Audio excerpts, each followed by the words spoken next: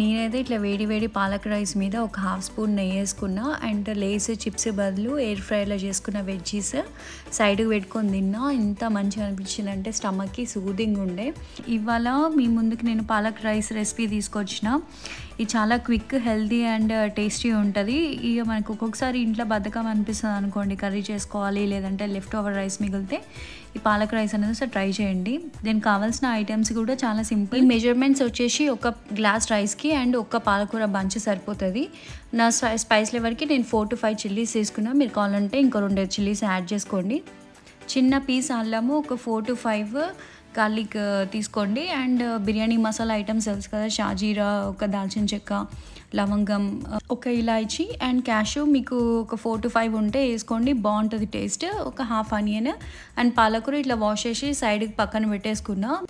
So ఈ ఐటమ్స్ని నేను cut చేసుకున్నాను. అలాగే ఆనియన్స్ పొడుగా కట్ చేసిన, చిల్లీస్ కూడా ఇట్లా స్లిట్ కట్ చేసి ఉండే. తర్వాత ఈ పాలకూరని నీట్గా వాష్ చేసినాం కదా, దీన్ని హాట్ వాటర్లో ఒక 5 to 6 minutes మీడియం ఫ్లేమ్ పెట్టి బాయిల్ చేయండి. తర్వాత ఈ వాటర్ స్ట్రెయిన్ చేసేసి మనం మిక్సీ పట్టుకోవాలి. మిక్సీ పట్టుకునేటప్పుడు కొంచెం అల్లము, మనం ముందు తీసి పెట్టుకున్న గార్లిక్ అన్నీ యాడ్ చేసుకొని మిక్సీ పట్టుకోండి. ఎట్లా అంటే స్మూత్గా అయిపోవాలన్నట్టు. చూసిండ్రా ఎంత మంచిగా స్మూత్గా అయిందో, అట్లా బ్లెండ్ చేసుకొని పక్కన పెట్టేసుకోండి. తర్వాత ఒక ప్యాన్ తీసుకొని దాంట్లో ఒక 2 spoons గీ వేసుకున్నాను నేను. తర్వాత ఫస్ట్ మసాలా ఐటమ్స్ యాడ్ చేసి కొంచెం chillies and cash and onions, మీకు కావాలంటే కర్రీ లీవ్స్ వేసుకోండి, వేసి ఇంకా టేస్ట్ ఉంటుంది. ప్రస్తుతం నా దగ్గర లేకుండే. మీడియం ఫ్లేమ్లో పెట్టి మధ్య మధ్యలో ఇట్లా మంచిగా కలపండి. తర్వాత ఒక హాఫ్ స్పూన్ జీరా వేసిన ఫ్లేవర్ కోసం. ముందు మనం పేస్ట్ చేసి పెట్టుకున్న పాలక్ పేస్ట్ ఉంది కదా, అది ఇందులో యాడ్ చేయండి. ఫ్లేమ్ అనేది చిన్నగా ఉండాలి, మరి ఎక్కువ హై ఫ్లేమ్ పెట్టద్దు, మీడియం పెట్టద్దు, మీడియం టు స్లో మధ్యలో ఉన్న ఫ్లేమ్ పెట్టండి. మనకి టేస్ట్కి బట్టి కొంచెం సాల్ట్ కూడా మధ్య మధ్యలో యాడ్ చేసిన, ఒక 2 spoons వేసి ఉండే సాల్ట్.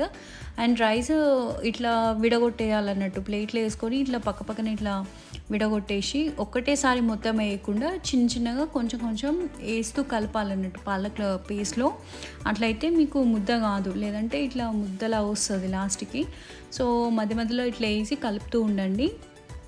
మనం ఎంత మంచిగా కలిపితే అంత మంచిగా పాలక్ ఫ్లేవర్ అనేది రైస్కి పట్టుకుంటుంది. ఫ్లేమ్ చిన్నగా పెట్టి ఇట్లా కలుపుతూ ఉండాలి, అడుగంటకుండా ఉంటుంది. ఇట్లా రైస్ కూడా యాడ్ చేసుకున్నాను నేను, మంచిగా ఇట్లా కలుపుతూ ఉన్నా. ఒక 3 to 4 minutes ఇట్లా కలుపుతూ ఉండండి, ఆ ఫ్లేవర్ అంతా రైస్కి పట్టేటట్టు.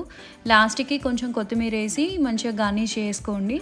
సో నేనైతే ఇట్లా వేడి వేడి పాలక్ రైస్ మీద ఒక హాఫ్ స్పూన్ నెయ్యి వేసుకున్నా అండ్ లేస్ చిప్స్ బదులు ఎయిర్ ఫ్రైలో చేసుకున్న వెజ్జీస్ సైడ్కి పెట్టుకొని తిన్నా. ఇంత మంచిగా అనిపించింది అంటే స్టమక్కి సూదింగ్ ఉండే. మీకు నచ్చింది అనుకుంటున్న ఈ రెసిపీ. నచ్చితే please like, share and subscribe to my channel టీ డాస్. మళ్ళీ ఒక మంచి రెసిపీతో మీ ముందుకు వస్తా. Until then bye guys.